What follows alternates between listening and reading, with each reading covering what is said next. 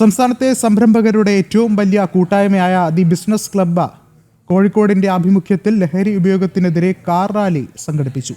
ജീവിതം തെരഞ്ഞെടുക്കൂ, ലഹരിയോട് നോ പറയൂ എന്ന സന്ദേശം പകർന്നുകൊണ്ടാണ് ലഹരിവിരുദ്ധ ബോധവൽക്കരണ പ്രവർത്തനങ്ങളുടെ ഭാഗമായി കാർ റാലിയുമായി ബിസിനസ് ക്ലബ്ബ് രംഗത്തെത്തിയത്.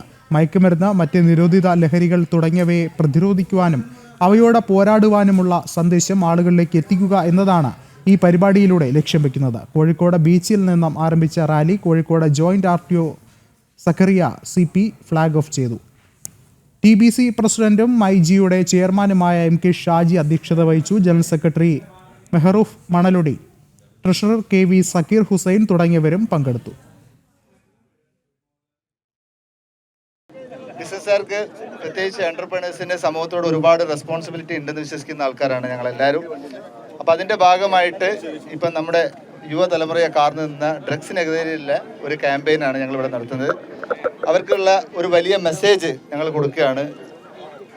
ജീവിതമാണ് ലഹരി, ബിസിനസ്സാണ് ലഹരി, സ്പോർട്സ് ആണ് ലഹരി എന്ന് പറഞ്ഞ 3 സാധനമാണ് ഞങ്ങൾ ഇതിൽ കൊടുക്കുന്നത്.